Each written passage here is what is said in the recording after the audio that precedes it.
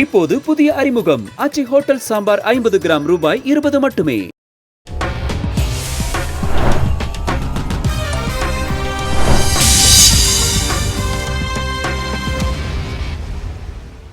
வணக்கம். புதிய வாசிப்பு புதிய சிந்தனை நிகழ்ச்சிக்கு வரவேற்கிறோம். இன்றைய நிகழ்ச்சியில தி ஒயர் இணைய பத்திரிகையின் கட்டுரையை பார்க்க இருக்கிறோம். விஜய் பாஜகவை எதிர்கொள்ள பெரியாரை எதிர்க்கிறாரா சீமான் என்ற சாராம்சத்தை ஒட்டி இந்த கட்டுரை எழுதப்பட்டிருக்கு. பத்திரிகையாளர் திரு விவேக் கணநாதன், அரசியல் ஆய்வாளர் திரு விக்னேஷ் கார்த்திக் இருவரும் சேர்ந்து இந்த கட்டுரையை எழுதியிருக்காங்க. வாதிப்பதற்காக தமிழ் தேசிய விடுதலை இயக்கத்தின் திரு தியாகு அரங்கத்திற்கு வந்திருக்கிறார். வணக்கம். நீண்ட நெடிய கட்டுரை, சில முக்கியமான சாராம்சங்களை மட்டும் தொட்டு செல்வோம். பெரியார் குறித்து திரு சீமான் திடீர்னு விமர்சிக்கிறார் அப்படின்ற நிலைப்பாட்டில் தான் அந்த கட்டுரை தொடங்குது. ஒரு இடத்துல என்ன சொல்கிறாங்கன்னா, பெரியார் ஆதரவு நிலைப்பாடு, அப்புறம் எதிர் நிலைப்பாடு, மீண்டும் ஆதரவு நிலைப்பாடு, மீண்டும் எதிர் நிலைப்பாடுன்னு சீமான்கிட்ட ஒரு மாறுபட்ட கோணம் இருந்துகிட்டே இருக்கு அப்படின்னு.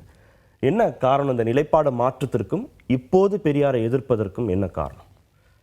அவர் நோக்கம் என்ன என்பது ஒன்று, புறநிலையில் அதனுடைய விளைவுகள் என்னங்கிறது வேறு. ரெண்டையும் நம்ம பார்க்கணும். இந்த விமர்சனம் என்பது இப்போ அண்மையில் வந்திருக்கிற அந்த செய்தி இருக்குல்ல, 8ஆம் தேதி அவர் பேசின பேச்சு, அதற்கு விமர்சனங்கிற கருத்து பொருந்தாது.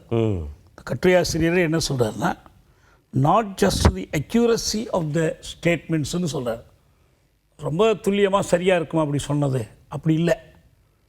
இப்போ பெரியார் ஆதரவாளர்கள், திராவிடர் கழகத்தினர், மற்ற எல்லாருடைய, எங்களை போன்றவருடைய முக்கியமான ஒரு குற்றச்சாட்டே என்னன்னா, பெரியார் அப்படி சொல்லவே இல்லை. சொல்லாத ஒன்றை சொன்னதா சொல்லி பேசுவதற்கு விமர்சனம்னு பேர் இல்லை, அது அவதூறு, போய் பழி. ஏன்னா அதுக்கு ஆதாரம்னு அவங்க சொன்னது 11/5/53 தேதிக்கிட்ட விடுதலை. அந்த விடுதலையில் அப்படி எதுவுமே இல்லை என்று பக்கம் பக்கமாக எடுத்து போட்டாச்சு. அடுத்தது அவங்க சொன்னது உறவுமுறை என்ற ஒரு கட்டுரை, குடியரசு 45ஆம் ஆண்டு 6ஆம் மாதம் 2ஆம் தேதி, அதையும் சொன்னாங்க. அதையும் எடுத்து விளக்கம் கொடுத்தாச்சு. அது என்னங்கிறது, அது என்ன, அது எதை பற்றி பேசுகிறாங்கிறத சொல்லியாச்சு. அதனால் என்னென்ன முதல் விஷயம், இது விமர்சனம் அல்ல. இப்போ மற்றதெல்லாம் விமர்சனங்கள், மொழி பற்றி அவருடைய கருத்தை விமர்சிக்கிறதோ மற்றதெல்லாம் தனி. ஆனால் இப்போ கடைசியாக நடந்திருக்கிறது பெரியாரை பற்றிய முழுமையான அவதூறு. சரி, அதை ஒதுக்கிடுவோம். எனவே அதை வச்சுக்கிட்டே நம்ம பேச வேணாம். மற்ற விமர்சனங்கள் இருக்குது.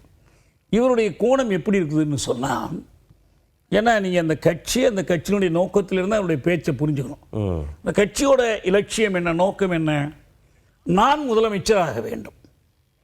ஒரே ஒரு மனிதர் தன்னை முதலமைச்சர் ஆக்கிக் கொள்வதற்காக இந்த வாக்கு வங்கி அரசியல் செய்கிறார். எப்படி தனக்கான ஆதரவை திரட்டிக்கொள்ள, கூட்டணியை புறக்கணிக்கலாம். ஒரே ஒரு காரணம் என்னன்னா, கூட்டணியை புறக்கணித்தா இவர் முதலமைச்சராக முன்னிறுத்திக் கொள்ள முடியாது. இவரை முதலமைச்சராக முன்னிறுத்த முன்வந்தால் எந்த தயக்கமும் இல்லாமல் எந்த கூட்டணியிலும் அவர் சேரக்கூடியவர். வாக்கு வங்கியும் உயர்ந்திருக்கு. 2016 1%, 2024 8%. அது ஒரு எல்லை இருக்குதுங்க, அதுக்கு ஒரு சேச்சுரேஷன் பாயிண்ட் இருக்கு, ஒரு தெவிட்டு நிலை உண்டு. இந்த மாதிரி நடத்துகிற அரசியல் ஒரு எல்லை வரைக்கும் போக முடியும். 10 விழுக்காடு வரைக்கும் போணுச்சு விஜயகாந்துக்கு. கடந்த காலத்தில் பல கட்சிகள் அந்த மாதிரிலாம் நெருங்கி வந்ததெல்லாம் இருக்குது. அதனால் இதை வச்செல்லாம் ஒன்றும் சொல்ல முடியாது. அவர் என்ன நினைக்கிறார்னா, இந்த 8 விழுக்காடு மற்றவர்களுக்கு, அவங்க அணிகளுக்கெல்லாம் ஊக்கமாக இருக்கலாம். அவருக்கு ஊக்கம் நிறைவு இல்லை. அவர் இந்த அடுத்து வரக்கூடிய தேர்தலில் முதலமைச்சர் பதவியை போய் பிடிக்கணும்னா எத்தனை விழுக்காடு வேணும்? நீங்கள் மற்ற கட்சிகள் எல்லாம் பிளவுபட்டு நின்றால் கூட அவருக்கு ஒரு 25-30 விழுக்காடு வேணும். இந்த 25-30 விழுக்காட்டை இவர் பிரபாகரன் பேரை சொல்லி, தமிழ்னு சொல்லி, தேசியம்னு சொல்லி, புனை கதைகள், கட்டுக்கதைகள் எல்லாம் எடுத்து விட்டாலாம் பெரட்ட முடியாது. அதனால் என்ன பார்க்குறாருன்னா, இந்த பெரியார் எதிர்ப்பை நம்ம தீவிரமாக எடுத்துகிட்டு போனோம்னா, இப்போ தமிழ்நாட்டில் பாஜகவுக்கு ஒரு குறிப்பிட்ட அளவுக்கு செல்வாக்கு இருக்குது. கடந்த காலத்தில் இந்த பாஜக ஆதரவு வாக்குகளெல்லாம் ஜெயலலிதா அவர்கள் இருக்கிற வரைக்கும் அங்கே போணுச்சு. எனவே இப்போ ஜெயலலிதா கட்சி பலவீனப்பட்டிருக்கு. அவங்க இல்லை, தலைமையில் இல்லை, எம்ஜிஆர் ஜெயலலிதா இல்லாத ஒரு காலம். எனவே இந்த எதிர்ப்பை தீவிரப்படுத்தினா அந்த பாஜக ஆதரவாக போகக்கூடிய வாக்குகளை தன்னோடு திருப்பிக் கொள்ளலாம். பாஜகவினுடைய தயவும் கிடைக்கும். இப்போ ரொம்ப அண்மை காலம் வரைக்கும் கூட பெரியார் மட்டும்னு சொல்லாதீங்க, ஆனால் பெரியாரும் ஒருவர் தான், அவர் எங்களுக்கு வழிகாட்டி தான். கட்சி அலுவலகத்தில் பிறந்தநாள் இதுக்கெல்லாம், நினைவு நாளுக்கெல்லாம் புகழஞ்சலி செலுத்தி கொண்டிருக்கிற ஒருத்தர் இந்த பெரியாரை இப்படி கடுமையாக குறை சொல்கிறாருன்னா, இந்த இந்துத்துவ சிந்தனை கொண்ட வாக்குகள் இருக்கு பாருங்க, அதை தனக்கு ஆதரவாக திரட்டினா இந்த ஏற்கனவே இருக்கிற வாக்குகள் போயிடாதுன்னு பார்க்குறாரு. போனாலும் அதை ஈடுகட்டலாம். இப்போ இது கொஞ்சம் விஜய் திருப்பிடுவார், மற்றவங்களை திருப்பிடுவார், அதெல்லாம் கடந்து எப்படியாவது அந்த தன்னை முதலமைச்சராக்கி கொள்வதற்கு இதுக்காக மாற்றி மாற்றி மாற்றி பேசுகிறார். 2009க்கு பிறகு தமிழ் தேசிய உணர்வாளர்களில் திரு சீமானால இழுக்க முடிஞ்சது. திமுக எதிர்ப்பு வாக்குகளையும் ஒருங்கிணைக்க முடிச்சுது அப்படின்னு சொல்றாங்க. இப்போவும் சீமான்ட்ட இந்த தமிழ் தேசிய உணர்வாளர்களுடைய பங்களிப்பு, அவங்களுடைய ஈடுபாடு அதிகமா இருக்கா? நாம் தமிழர் கட்சியில இருக்கா? இல்லை இல்லை, பெரும்பாலும் அது உடைந்து போய் கொண்டிருக்கு. ஏன்னா 2009 ஈழத்தில் நடந்த இனவழிப்பு, அதற்கு எதிராக நம்ம இளைஞர்கள்ட்ட ஏற்பட்ட ஒரு சீற்றம், கோபம், இது என்ன பண்ணுச்சுன்னு சொன்னால், ஏதாவது இதுக்கு மாற்றாக ஒரு சக்தி, அது இந்திய அரசின் மீது வந்த கோபம், காங்கிரஸ் மேலே தமிழ்நாடு அரசின் மீது, கலைஞர் மீது வந்த கோபம், இதையெல்லாம் ஒரு பக்கம் திரட்டி கொள்வதற்கு அவரால் முடிஞ்சு. ஆனால் இப்போ என்னன்னா அதே நிலைமை இன்னைக்கு இல்லை. அதே அரசியலை இன்னைக்கு செய்ய முடியாது.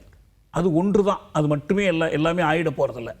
அப்படி பார்க்கும்போது என்ன ஆகுதுன்னா, அவங்க இவர் மேல் நம்பிக்கை இழக்கிறாங்க. ஆனால் தமிழரா திராவிடரா அப்படின்னு அவர் கேட்கிறதும், தமிழ் தேசியவாதம் பேசுகிறதும், வேலைக்கு பாதுகாப்பு, வேலை உத்தரவாதம் அப்படின்னு பேசுகிறதும், தமிழ்நாடு தான் முன்னிலை அப்படின்னு பேசுகிறதும் இளைஞர்கள் மத்தியில் ஒரு ஈர்ப்பை ஏற்படுத்துது சீமான் பேச்சுங்கிறதையும் கட்டுரையாளர். அதாங்க, இது இப்போ தமிழ்நாட்டில் பொதுவாகவே மக்கள்கிட்ட இருக்கக்கூடிய அரசியல் பின்தங்கிய நிலை என்னன்னா, யார் ஆட்சி அப்படின்னு கேட்டால் யாருமே மோடி ஆட்சின்னு சொல்ல மாட்டாங்க.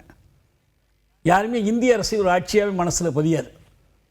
எல்லா நன்மைகளுக்கும் இங்கே இருக்கிற முதலமைச்சர் காரணம்னு ஒரு பகுதியும், எல்லா தீமைகளுக்கும் இந்த முதலமைச்சர் தான் காரணம்னு இன்னொரு பகுதியும். இதான் தமிழ்நாட்டோட அரசியல் பொதுவாக. ஒரு சிலர் மட்டும்தான் இதை தாண்டி இந்திய அரசு, இந்திய பொருளியல், இந்திய சமூக அமைப்பெல்லாம் சிந்திப்பார். இந்த பின்தங்கிய நிலை இருக்குது பாருங்கள், சிந்தனையில் இருக்கிற பின்தங்கிய நிலை, அதை பயன்படுத்தி கொண்டு தான் இவரால் என்ன சொல்ல முடியுதுன்னா, தமிழன் ஆள வேண்டும்னு சொல்ல முடியுது. தமிழன் ஆள வேண்டும்னு அப்போ குஜராத்தி ஆளுறதை பற்றி என்ன சொல்கிறீங்கன்னு கேட்டோம்னா அதை பார்க்குறதில்ல. இது இப்படி திருப்பிட்டு போயிடுறது உங்களுக்கு. அவர் அடிக்கடி சொல்கிறார்ல, விஜயகாந்த் தப்பு பண்ணிட்டார், கூட்டணிக்கு போயிட்டார், வைகோ தப்பு பண்ணிட்டார், கூட்டணிக்கு போயிட்டார், நான் அந்த தப்பை நான் ஒருபோதும் பண்ண மாட்டேன். ஏன் பண்ண மாட்டார்? எந்த கொள்கையை தூய்மையாக பாதுகாக்கிறதுக்கு இல்லை, தன்னை முதலமைச்சராக்கி கொள்வதற்கு இதெல்லாம் உதவாதுங்கிறது அவருடைய கணிப்பு. திமுக எதிர்ப்பை தீவிரப்படுத்தும் திரு சீமான் அதிமுக ஆதரவை அப்பப்போ வெளிப்படுத்தி இருக்காருங்கிறதையும் கட்டுரையாளர். ஆமாம்மா, அவருக்கு இவர் சித்தப்பா பெரியப்பா இந்த உறவெல்லாம் இவங்களோட தான் வச்சுக்குவார். அவங்க திமுக சேர்ந்தவங்கள்ட்ட அப்படிலாம் வைக்க மாட்டார். ரெண்டாவது, இவரே தான் தேர்தலில் 2009 இலை மலர்ந்தால் ஈழம் மலரும்னு பிரச்சாரம் பண்ணது உண்டு. அதிமுகவுக்கு ஆதரவாக தேர்தல் பரப்புரையெல்லாம் பண்ணியிருக்கிறாரு. மும்பையில் பாரதிய ஜனதாவுக்கு ஆதரவாகவே தேர்தல் பிரச்சாரம் பண்ணார். இதுக்கெல்லாம் அவர்கிட்ட மறுப்பே கிடையாது. 2009க்கும் இந்த 2024க்கும் இடையில் இந்திய அரசியலில் பெரிய மாற்றங்கள் ஏற்பட்டிருக்கு. அந்த மிக சமீபத்தில் ராகுல் காந்தியினுடைய பேச்சு அதை மிக தெளிவாக வெளிப்படுத்தியிருக்கு. இதுதான் முக்கியம். எல்லா ஜனநாயக நிறுவனங்கள், அரசமைப்பு சார்ந்த நிறுவனங்கள் எல்லாம் சீர்குலைக்கப்பட்டு தெளிவாக மோகன் பகவத் ஒன்று சொல்லிட்டார். என்ன சொல்லிட்டாரு? என்று ராமர் கோயில் தொடங்கப்பட்டதோ அன்றுதான் இந்த நாடு விடுதலை பெற்றது. முறையான விடுதலை இந்தியாவுக்கு எதுனா அது மட்டும்தான். அதுக்கு முன்னால் இருந்ததெல்லாம் அதெல்லாம் சேர்த்தி கிடையாது. அப்போ இதுதான் விடுதலைன்னு சொல்லும்போது அப்போ என்ன அர்த்தம் அவங்களுக்கு? போன தேர்தலில் அவங்க எதிர்பார்த்த அளவுக்கு பெரும்பான்மை கிடைக்கலன்னா கூட, மோடிக்கு கேரண்டி எடுபடலைன்னா கூட, இன்னொரு கட்சிகளை சார்ந்து தான் ஆட்சியில் உட்கார வேண்டி வந்தாலும் கூட இந்துத்துவ திட்டத்தை பின்வாங்குவதில்லை. ஆர்எஸ்எஸ்னுடைய நூற்றாண்டு வருகிற போது நம்ம ராமராஜ்யமாக்கணும், அறிவிக்கப்படாத ஒரு ராமராஜ்யத்தை செயல்படுத்த ஆரம்பிச்சிட்டாங்க. இதை பற்றி எந்த கவலையுமே படாமல் இந்த மாநில அரசை பற்றி, திமுக பற்றி, திராவிட பற்றியெல்லாம் பேசிக்கிட்டு இதிலிருந்து கவனத்தை வேறு பக்கம் திருப்பி, இன்னும் சொல்ல போனால் அவர் மோகன் பகவத் சொல்லக்கூடிய அரசியலில் கூட தனக்கு ஒரு பலன் கிடைக்குமானா அதை எடுத்துக்க தயாராக இருக்கார். நேரடியாக அதை எதிர்க்காமல் விமர்சிக்காமல் அதையும் எடுத்துக்க தயாராக இருக்கார்.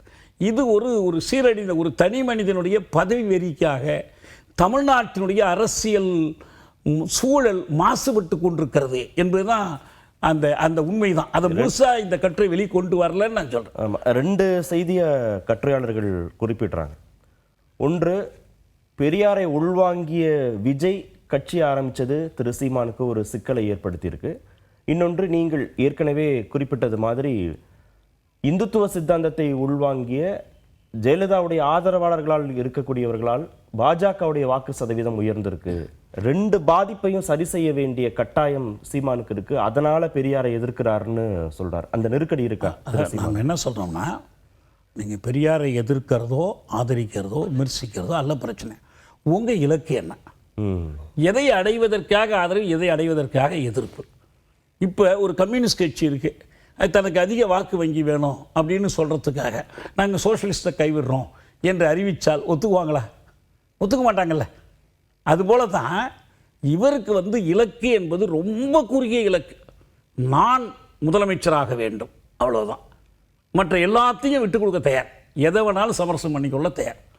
அந்த அடிப்படையில் பார்க்கும்போது இவர் என்ன பண்ணுறாருன்னா, இப்போ விஜய் வந்ததுனால கொஞ்சம் போச்சா, விஜய்க்கு ஏதோ ஒரு இலக்கு வச்செல்லாம் அவர் பெருசெல்லாம் வரல. அவர் இந்த அரசியல் பண்ணணும்னா தமிழ்நாட்டில் இது வேணும். இப்போ தேசிய முற்போக்கு திராவிட கழகம் தானே விஜயகாந்த் ஆரம்பித்தார். அவருக்கு என்ன திராவிட கழகத்தோடு அவருக்கு என்ன சம்பந்தம் இருக்கும்? ஒன்றும் கிடையாது. இப்போ இது தேசியம்னு சொன்னாலும் என் பக்கம் வா, முற்போக்குனாலும் வா, திராவிடம்னு சொல்லலாம், எல்லா சரக்கும் நம்மக்கிட்ட இருக்குது அப்படிங்கிற ஒரு சந்தர்ப்பவாத அரசியல் தானே. அது விஜய் அந்த முயற்சி தான் பண்ணுறாரு. உங்களுக்கு அவங்க என்ன பண்ணுறாங்க, பிஜேபி ஆல் இண்டியா லெவலில் இப்படி எதை சொல்லிக்கிட்டு வந்தாலும் பரவாயில்ல, தமிழ்நாட்டில் திமுக பலவீனப்பட்டால் ரொம்ப நல்லது, அவ்வளோதான். பெரியாரை சொல்லிக்கிட்டு வந்தால் கூட பரவாயில்ல, திமுக பலவீனப்பட்டலாம். தமிழ்நாட்டுடைய பொதுவான, ஏன்னா பெரியார்னா பெரியாரோட என்ன கொள்கை அவர் சொல்கிறார், நான் கடவுள் மறுப்பு தவிர மற்ற விஷயங்களில் ஒன்றுமே பிரச்சனை இல்லைங்கிற. அப்போ தமிழ்நாடு தமிழருக்கேன்னு பெரியார் சொன்னார், அது உடன்பாடா விஜய்க்கு? அது விஜய்க்கும் உடன்பாடு இல்லை, சீமானுக்கு உடன்பாடு இல்லை தானே. ரொம்ப அடிப்படையான கொள்கைகளை எல்லாம் ஒதுக்கிட்டு பொதுவாக ஆணாதிக்க எதிர்ப்பு, பெண் உரிமை, சமூக நீதி, இடஒதுக்கீடு, இதுக்கு பெரியார் ஒரு அடையாளம், ஒரு பொம்மையை கொண்டாந்து வச்சிடலாம், அம்பேத்கர் பொம்மை, பெரியார் பொம்மை, இப்படி எல்லாம் பொய்மை பொம்மை அரசியல் பண்ணுறதுல யாருக்கும் ஒரு பிரச்சனை இல்லை. ஆனால் அது தனக்கு பாதகம்னு இவர் நினைக்கிறார். நீங்கள் நல்லா ஞாபகம் வச்சுங்க, விஜய் எந்த கொள்கையை அறிவிக்காமல் இருக்கிற ஒரு காலத்திலேயே, தம்பி நீ எப்படி வந்தாலும் சரிதான், உன்னை நான் ஏற்றுக்கொள்கிறேன் என்று அந்த உறவுக்கு துடிச்சார். மாநாட்டுக்கு உங்களை பேர் ஐ எம் வெயிட்டிங் அவர் சொன்ன பதில் செய்தியாளர் சந்திப்பில், கூட்டணி விஜயோடு போவாரோன்ற எதிர்பார்ப்பு கூட இருந்துச்சு. அவருக்கு அந்த ஆசை இருந்துச்சு. என்னன்னா விஜய் இவர் முதலமைச்சராவதற்கு சப்போர்ட் கொடுக்குறார் அப்படின்னு சொன்னால் அவருக்கு ஓகே, விஜய் என்னாவது பேசிட்டு போடணும், அதனால ஒன்றும் இல்லை. இவர் நேராக திடலுக்கு போய் பெரியார் சிலைக்கு மாலை போடுறாருன்னொன்னே இவருக்கு அது அரிசியாக இருக்குது. என்னடா அது நம்ம வச்சிருக்கிற வட்டம், அப்போ அவங்களோட போயிடுவாரோ அப்படிங்கிற பயம் வந்துடுச்சு. இப்போ இவருடைய வட்டம் கலைஞ்சிரும்ல, அதையும் ஒத்துக்கிட்டு இவர் போயிருந்தாருன்னு வச்சுங்க, இவர் வட்டம் கலைஞ்சிடலாம். எனவே இப்படி ஒரு சந்தர்ப்பவாத சிந்தனை முழுக்க முழுக்க ஒரு வாய்ப்பு வேட்டை தான் இதுக்கு அடிப்படையாக இருக்குது. அவருடைய முழு அணுகுமுறைக்கு அதான் அடிப்படையாக இருக்கும். நன்றி நிகழ்ச்சியில் பங்கேற்றதற்கு. புதிய வாசிப்பு புதிய சிந்தனை நிறைவு பெற்றது.